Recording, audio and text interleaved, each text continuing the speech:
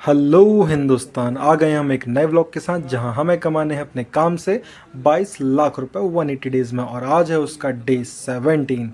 तो डे 16 हमारा काफ़ी अच्छा था क्योंकि हमें एक्स्ट्रा काम मिल गया। एंड डे 17 में वापस से हमें फिर से दिन में कोई काम नहीं था, वापस से हमको रैक का काम आ गया है। कल हमारी माल की शिफ्टिंग थी, आज हमारा रैक का काम है। तो वापस से आज हम बज रहा है दिन का कुछ 4 से 5। और हमारी गाड़ी को चेक करके स्टपनी वगैरह की स्टपनी लूज़ तो नहीं हुई है, चेक करके ड्राइवर अभी जा रहा है पहले डीज़ल भरवाने के लिए क्योंकि हमारी गाड़ी में फ्यूल काफ़ी लो है। तो हम पहले जा रहे हैं डीज़ल लेने के लिए, वहाँ से डीज़ल डल के उसके बाद हम जाएंगे अपने माल को गाड़ी में लोड करवाने के लिए। तो कभी कभी इस तरीके से देखिए स्टपनी बहुत ही ज़्यादा हमारी ढीली हो रही है, तो इसके लिए हमें कुछ मैकेनिक से या इसमें कुछ रिविट वगैरह डलवानी पड़ेगी जिससे ये चीज़ टाइट रहे प्रॉपर तरीके से, क्योंकि स्टपनी बहुत ही ख़तरनाक होती है और काफ़ी प्रॉब्लम है। रात को रेगुलर ड्राइवर चलने के कारण कई बार नींद में या फिर रात का जो ओवर टाइम होता है उसके कारण ड्राइवर भूल जाता है कि स्टपनी को कसना है या नहीं कसना है सही तरीके से। तो काफ़ी बड़ी दुर्घटना भी हो सकती है। तो हम ज़्यादातर प्रेफर करते हैं कि इसको कहीं से हम अच्छे से चेक करवा लें। और हमने ड्राइवर को बोला कि कांच वगैरह सही से साफ़ कर लो क्योंकि आज है डस्ट का रैक।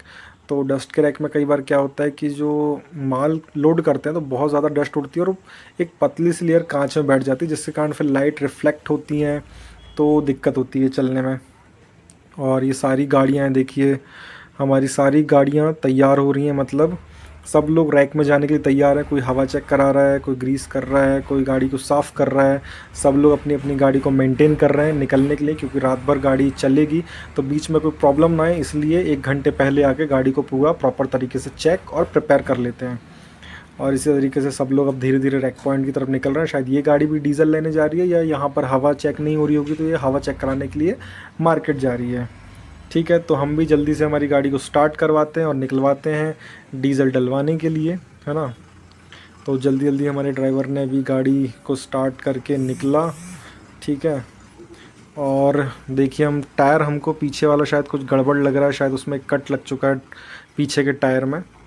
और जैसे ही जा रहा था और देखते हैं साइड में एक गाड़ी खड़ी हुई है, पर लगता है कंडक्टर ने देखा नहीं। और देखिए देखिए फिर से ये गाड़ी को, मोटरसाइकिल को ठोकने वाला था। अब ये हमारी गाड़ी का तीसरा एक्सीडेंट होता अगर ये गाड़ी को फिर से ठोक देता तो। पता नहीं आजकल कहाँ ध्यान रख के चला रहा है गाड़ी को, समझ में नहीं आ रहा है। अब भी गाड़ी टैंक में फंस जाती और फिर से 12-13-1400 रुपये का नुकसान हो जाता। तो जल्दी से गाड़ी साइड करवा के हमने गाड़ी को वापस से निकलवाया अपने काम की तरफ, है ना। तो जाएगी ये सीधा पहले डीज़ल लेने, डीज़ल लेके फिर ये जाएगी रैक लोडिंग पॉइंट में। फिर हम देखते हैं, चलते हैं, शायद रैक लोडिंग पॉइंट में चलते हैं, देखते हैं कि वहाँ पे कैसी रोड रात को लोडिंग होती है। तो मिलते हैं अब सीधा रैक पॉइंट पे। ओके, सो गाइज़ एक नई प्रॉब्लम आ गई है। ड्राइवर का फ़ोन आया कि कुछ शायद प्रॉब्लम हो गई है हमारे रोड में। मतलब हमारे साथ प्रॉब्लम नहीं हुई है, जो रैक की गाड़ियाँ चल रही थी जिस रूट पे चल रहे थे उस रूट पे एक एक्सीडेंट हो गया, बहुत ही मेजर एक्सीडेंट है जिसमें 2 लड़के ट्रक के नीचे आ गए हैं। मतलब हमारी गाड़ी के नहीं, किसी और गाड़ी के ट्रक के नीचे आ गए हैं। और उन दोनों लड़कों की क्या है, डेथ हो गई है। मतलब एक लड़के के एकदम सर के ऊपर से ही ट्रक जो है निकल गया। मतलब ये बहुत ही ख़राब सीन है ड्राइवर ने जो चीज़ बताया है। तो मैं इसलिए जा रहा हूँ कि कोई भी पुलिस चेकिंग वगैरह रास्ते में ना मिले। और स्वाभाविक सी बात है, पुलिस थोड़ी थोड़ी सी अलर्ट हो जाएगी जिससे हम लोग को रात में गाड़ी चलाने में काफ़ी दिक्कत होगी। तो मैं जाके एक बार पर्सनली देख के आना चाहता हूँ कि क्या है, कैसा सीन है वहाँ का। तो जल्दी जल्दी चलते हैं अपन वहाँ पर और पता करते हैं कि हमारी गाड़ी निकल रही है या फिर जाम लग रहा है। तो चलते हैं, दिखते हैं। सो गाइज़ मैं जाकर वहाँ उस साइड से वापस आ चुका हूँ और वापस से रैक की गाड़ियाँ निकलने लगी हैं, क्योंकि वहाँ पर काफ़ी पुलिस थी, काफ़ी भीड़ थी और काफ़ी लोकल पब्लिक गांव के लोग थे। और जहाँ पर वीडियो सही तरीके से बनाना सही नहीं लग रहा था मुझे, और काफ़ी भयानक एक्सीडेंट था। मुझे नहीं पता कि ये यूट्यूब की गाइडलाइन में होता है कि नहीं होता उस फोटोज़ को, इमेजेस को डालना। अगर होगा तो मैं आपको कल की नेक्स्ट व्लॉग में वो फ़ोटोज़ दिखाऊंगा। हो सकता है पहले मैं इसके बारे में कंफर्म कर लूँ कि ये चीज़ है कि नहीं है, दिखा सकते हैं कि नहीं दिखा सकते। बट काफ़ी भयानक एक्सीडेंट था। एक एक बंदे के तो on the spot he death हो गई और एक की हॉस्पिटल में जाके डेथ हुई। तो देख सकते हैं किस तरीके की प्रॉब्लम जो होती है इस ट्रांसपोर्ट लाइन में आती है। कि अच्छा हुआ कि किसी भी रैक की गाड़ी से इसका एक्सीडेंट नहीं हुआ, वरना फालतू में जितनी भी 20-25 गाड़ियां भी रैक में चल रही हैं, सारी का सबका ब्रेक डाउन हो जाता है और रैक पूरा कंप्लीट नहीं हो पाता और हमारी गाड़ियों को भी हमको शिफ्ट करना पड़ता। तो हमने आज क्या किया, पुलिस की चेकिंग से थोड़ा सा अवॉइड करने के लिए उस रूट को चेंज किया है जहाँ से रैक में जाना है। जहाँ से हमने माल शिफ्टिंग करी थी, हम वो वाला रूट पकड़ के पूरे रैक को कंप्लीट करेंगे। और दूसरे जो रूट है जहाँ पर एक्सीडेंट हुआ है, हम उसको अवॉइड करेंगे। देख सकते हैं कि ये जो गाड़ी आ रही है मेरी साथ वाली, ये भी थोड़ा सा वेट कर रहे हैं। गाड़ी सब लोग लगाएंगे, वेट करेंगे, पहले क्लियरेंस मिल जाए कि हाँ सही तरीके से गाड़ियाँ आ रही जा रही हैं। क्या होता है कई बार इस तरीके के एक्सीडेंट में जो पब्लिक होती है वो काफ़ी गुस्से में जाती है, और अब जो गाड़ी एक्सीडेंट करी वो तो निकल गई, लेकिन उसके पीछे दूसरी गाड़ियाँ फंस जाती हैं। तो इसलिए आज की रात शायद जग के काटनी पड़ सकती है। और कोई भी घर से रोड पे नहीं जाएगा, मतलब मेन हाईवे पे हम लोग नहीं जाएंगे, क्योंकि कुछ भी लफड़ा हो सकता है। ऐसी जगह में हमेशा अवॉइड करना चाहिए, थोड़ा सा दूर रहकर चीज़ें। तो फाइनली यहाँ पे गाड़ियाँ और खड़ी हो गई हैं, है ना। तो उम्मीद करता हूँ आपको इन वीडियोस से समझ में आता हो कि एक ट्रांसपोर्ट लाइन कितनी ज़्यादा मुश्किल होती है। आपने देखा हो कि हमारे साथ भी 2 छोटे-छोटे एक्सीडेंट हुए और एक तीसरा एक्सीडेंट होते आज वापस से बच गया, छोटा-सा बाइक को टक्कर मारते-मारते। और देखिए कहीं न कहीं यहाँ हम अनहोनी से बचे, लेकिन किसी न किसी की एक साथ बड़ी दुर्घटना हो गई। तो हमेशा इसलिए ध्यान रखिए कि रोड में चलने से पहले बहुत ही सावधानी से रोड में चलिए। बहुत ही जो है सारी चीज़ों को ध्यान में रखिए। कभी भी ट्रक के आइट साइड में, कल ही ब्लॉग में बोला था कि ट्रक से बहुत ही ज़्यादा डिस्टेंस बनाकर रखें, दूरी बनाकर रखें, ट्रक को पहले निकलने दें, क्योंकि वो हैवी व्हीकल है, लोड व्हीकल कहीं पे तुरंत नहीं कट पाता है, उसको साइड की बहुत ज़्यादा ज़रूरत होती है। और ये सीन मैं अपने घर के सामने से शूट कर रहा हूँ। देख सकते हैं कि हमने सारी गाड़ियों का डाइवर्शन कर दिया। पहले घर के सामने से जाती हैं सारी गाड़ियाँ, लेकिन इस बार हम दूसरे शॉर्ट रूट में कन्वर्ट कर रहे हैं गाड़ी को, क्योंकि सामने वाले रूट में एक्सीडेंट हुआ है। तो हम सारी गाड़ियों को अंदर से ही डाइवर्ट करके भेज रहे हैं गाड़ियों को। तो आई होप ये रात अच्छे से कट जाए जल्दी से। और तो अब हम आपसे मिलते हैं सुबह और देखते हैं कि हमारी गाड़ी आज रात भर में कितना काम कर पाती है, कर भी पाती है, नहीं कर पाती। सुबह जानते हैं इस बारे में, और फिर करते हैं हम अपना हिसाब किताब, जहां पर आपको पता चलेगा कि हमने डेली आज के दिन में कितना प्रॉफिट कमाया और क्या क्या परेशानियों को सामना करना पड़ा। इसमें अगर चेकिंग वगैरह रात में मिलती है तो मैं इसका वीडियो आपको इसमें और ऐड करके दिखाऊँगा, और नहीं मिलती तो फिर हम आपको सीधा डायरेक्ट सुबह मिलते हैं और बताते हैं कितने टोटल ट्रिप लगे, कितना हमने प्रॉफिट कमाया और क्या हमको नुकसान हुआ। ठीक है, मिलते हैं सुबह।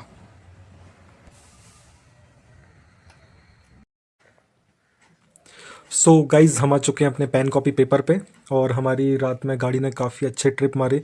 इतनी बड़ी प्रॉब्लम होने के बाद, इतना बड़ा मेजर एक्सीडेंट होने के बाद भी हमारी गाड़ी का काम ब्रेक डाउन नहीं हुआ। हमने जो दूसरे रूट को सेलेक्ट किया था वो रूट काफ़ी अच्छा था, वहाँ पे कोई भी ट्रैफिक नहीं था। रात के टाइम में सारे वो गांव से रोड जाती है, तो सारी वहाँ पे ट्रैफिक की भी कोई दिक्कत नहीं होती, और जो भी चेकिंग थी वो मेन हाईवे में लगी हुई थी। तो हमको जितने भी गाड़ी वाले थे, ट्रांसपोर्ट वाले थे, उनको रात में कोई भी प्रॉब्लम नहीं हुआ। तो उससे हमारी गाड़ी ने टोटल 6 ट्रिप मारे। कुछ लोग थे जो गाड़ी वाले, वो डर कर अपनी गाड़ी को रैक से वापस ले गए, क्योंकि उनको पता लग रहा था कि शायद चेकिंग हो जाए या डॉक्यूमेंट्स जिसके क्लियर नहीं थे। उन्होंने रात को रैक को कंटिन्यू नहीं किया, बट हमारी गाड़ी के सारे पेपर्स कंप्लीट थे, तो हम रात भर गाड़ी को चलाते रहे अपने नए रूट से। तो हमारी गाड़ी ने टोटल रात भर में 6 ट्रिप लगाए। और इस बार मुझे थोड़े हिसाब में गड़बड़ी लग रही है कि ये जो है शायद जो माइन सूनर क्रशर में जहाँ पे माल लोड हो रहा है, 2-3 जो पॉइंट्स हैं यहाँ पे देखिए आप, 46 टन, 40, 40, 40, 40 और ये 48, मतलब इतना एग्जैक्ट हर बार पे जो फिगर आ रहा है, मुझे थोड़ा सा कंफ्यूजिंग लगा। क्योंकि देख सकते हैं आप यहाँ पर, मैं आपको एक दो चीज़ दिखाऊंगा। 46, 46, 770, ठीक है, ये 70, उसके बाद 46, 780, 46, 790। मतलब इतने लंबे टाइम, इतने लंबे ड्यूरेशन से मैं काम कर रहा हूँ, मुझे इस टाइप का फिगर कभी नहीं मिला। हो सकता है कि इत्तेफाक वाली बात हो, या हो सकता है कि कांटा गड़बड़ ना हो गया हो। अगर कांटा गड़बड़ हो गया होगा तो हमें नुकसान हो गया होगा, बट रेलवे का काम है, जो भी है प्रॉपर 1 टन भी एक्स्ट्रा माल वहाँ रेलवे यार्ड में नहीं लेके जा सकते ना, 1 टन कम। नहीं तो रेलवे का उसको फिक्स रहता है कि 4000 टन अपन को माल लेके जाना है गाड़ी में, 4000 टन माल ही सप्लाई करना पड़ता है। तो हो सकता है ये रैंडम प्रॉब्लम आ गई होगी। तो हम अपने डे 17 में, और जिसका करने वाले हम हिसाब, तो हमने इन 6 ट्रिपों को जोड़ा। 6 ट्रिपों को जोड़ने के बाद हमारा टोटल वेट निकल के आ रहा है 282.4 टन। हमको रेट मिल रहा है 120 रुपये पर टन का। इसको अपन इन दोनों को मल्टीप्लाई कर देंगे तो हो जाता है हमारा टोटल 33,888 रुपये।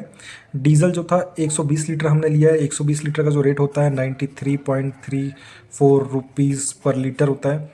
ठीक है। तो इसके हिसाब से अपना जो रेट निकल के आता है 11,161 रुपये। यहाँ पे थोड़ा सा फ्लक्चुएट होता रहता है, ये मुझे कुछ दिनों का रेट है। यहाँ पे हो सकता है कि 4.44 हो या 30 हो, तो उसके हिसाब से आप अंदाज़ा लगा सकते हैं कितना होगा 11,161 रुपये का। कमेंट में ज़रूर बताइएगा कि इसके हिसाब से इस प्राइस के हिसाब से क्या रेट निकल के आ रहा है। मैंने ठीक से पर्ची नहीं देखी है, बट जो मैंने अमाउंट था वो डायरेक्ट डाल दिया है। हो सकता है इसी के आसपास पे जो अमाउंट होगा डीजल का रेट अभी प्रेजेंट में। तो निकल के आ रहा है जो डीजल का रेट हमारा 11,161 रुपये, ठीक है। 33,888 में से हम माइनस करेंगे 11,161 रुपये को, तो हमको निकल के आता है 22,772 रुपये। अब हम देखना है हमारे खर्चे कितने थे। तो हमारे खर्चे कुछ नहीं थे इस बार के। ड्राइवर का हमारा पर ट्रिप का होता है 300 रुपये, तो 300 रुपये पर ट्रिप के हिसाब से होता है 6 तरीका 1800 रुपये, या 1800 रुपये हो गया। फूड रात में एक सिंगल उसने खाया तो 80 रुपये का फूड हो गया। सुबह उसने मॉर्निंग में घर आते टाइम नाश्ता किया लास्ट ट्रिप में, तो ये हो गया 50 रुपये। टोटल जो प्रॉफिट निकल के आया है, मतलब टोटल जो खर्चा हुआ है 1930 रुपये का, अप्रॉक्स 2000 रुपये का। अब हम करेंगे प्रॉफिट कैलकुलेशन। हमारे प्रॉफिट कैलकुलेशन में ये जो हमने काम किया और ये हमारा खर्चा था, हम इसमें से इसको माइनस कर देंगे। तो टोटल हो गया हमारा 22,727 रुपये। एक्सपेंस हो गए हमारे 1930 रुपये।